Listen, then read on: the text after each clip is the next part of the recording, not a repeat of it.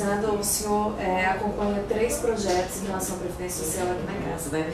Que é sobre o reajuste do salário, recomposição das perdas e fator previdenciário. Falando primeiramente de fator previdenciário, qual a importância para o cidadão que está para se aposentar e para o que já se aposentou? Olha, o fator previdenciário ele tem uma história longa que eu participei diretamente, né? Em 1999, quando nós éramos aí da oposição, o governo, na época, queria aprovar, na verdade, era a aposentadoria por idade. Nós fomos contra, derrubamos a aposentadoria por idade e mantivemos a aposentadoria por tempo de contribuição, 35 anos o homem e 30 a mulher. Quando o governo é derrotado, o governo Fernando Henrique, na época, ele então apresenta o tal do fator previdenciário, que é isso que vocês conhecem, né? Expectativa de vida, tempo de contribuição, idade, e faz esse cálculo, que no caso, por exemplo, de uma professora que não é estatutária, o prejuízo pode chegar a 51%, o que ela teria de direito se fosse pela lei anterior. No caso do homem, pode chegar em torno de 35%, e da mulher, que não é professora, pode chegar em torno aí de 40,1%. Claro que eu considero, e tenho dito isso publicamente, quase que um ato criminoso. Você paga durante toda uma vida a tua aposentadoria, quando vai se aposentar, você vê que acaba acontecendo um confisco, em alguns casos, até da metade daquilo que você teria de direito. Então o fator, ele pega naturalmente as pessoas que vão se aposentar, que acabam tendo esse nome de prejuízo. Como eu considerei essa agressão, eu inclusive fui ao Supremo Tribunal Federal, em nome das oposições na época.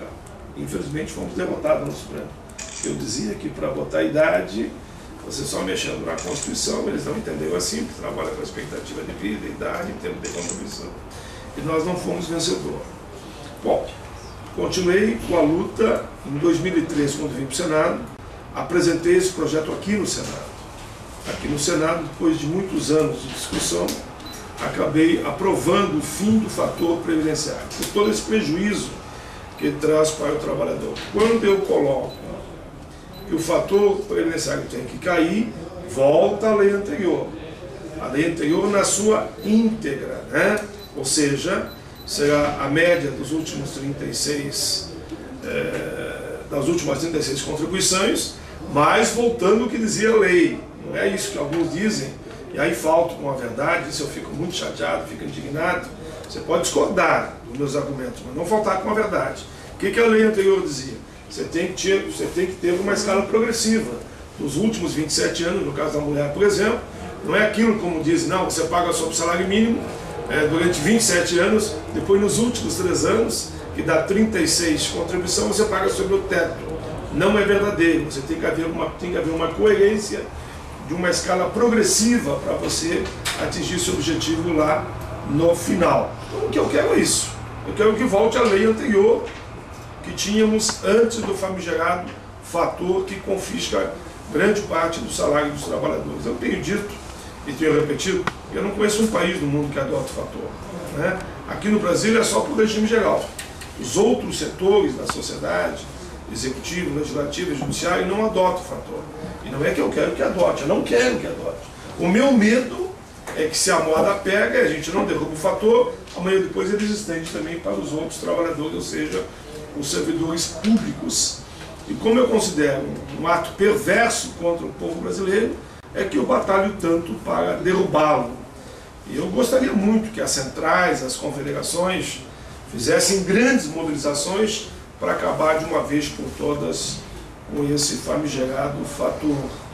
É que grande parte dos trabalhadores não entendeu ainda que esse fator vai pegar ele mais hoje ou mais amanhã. Que esse é um movimento de acabar com o fator que tinha que unir desde os estudantes de hoje, os adolescentes de hoje, os assalariados de hoje, que eles serão os aposentados no futuro. Todos nós deveríamos trabalhar de forma articulada, com grandes mobilizações, se dependesse de mim, e por isso estou viajando aos estados, eu fui já a 10, 12 estados, inclusive onde as assembleias legislativas têm feito homenagens a esse trabalho em defesa dos aposentados, onde o fim do fator devia ser o cargo-chefe. E, senador, como que está a negociação aqui dentro do Congresso relacionada ao fator? Qual é a perspectiva de aprovação? Olha, nós conseguimos aprovar por unanimidade no Senado. Todos os partidos aprovaram o fim do fator.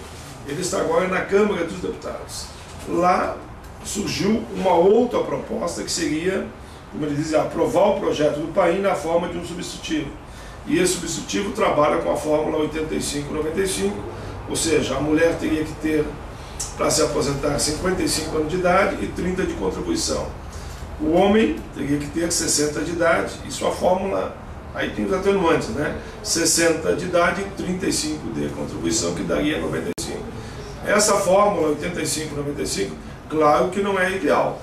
Ela também traz prejuízos para o trabalhador se compararmos com a lei que existia antes do fator.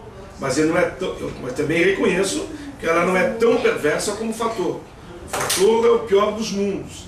A fórmula 85-95, digamos, os trabalhadores terão um prejuízo menor do que aqueles que eles têm com o fator hoje. O senhor considera que a Previdência, do jeito que ela está colocada hoje, é justa? Eu acho que não. Eu acho que não é justa porque você não pode ter uma fórmula como essa que pega somente os trabalhadores de baixa renda. Que se eu digo que o limite máximo é 3.200, 3.208, né?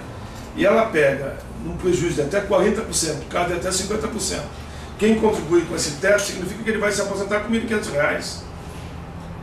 Não tem lógica. Então é uma injustiça que fazem com aquele que mais precisa, que é o assalariado chamado de baixa renda. Então essa é a minha discordância, essa é a minha indignação, que tem feito, inclusive, que eu viajo pelo Brasil todo falando o que eu estou falando aqui para vocês.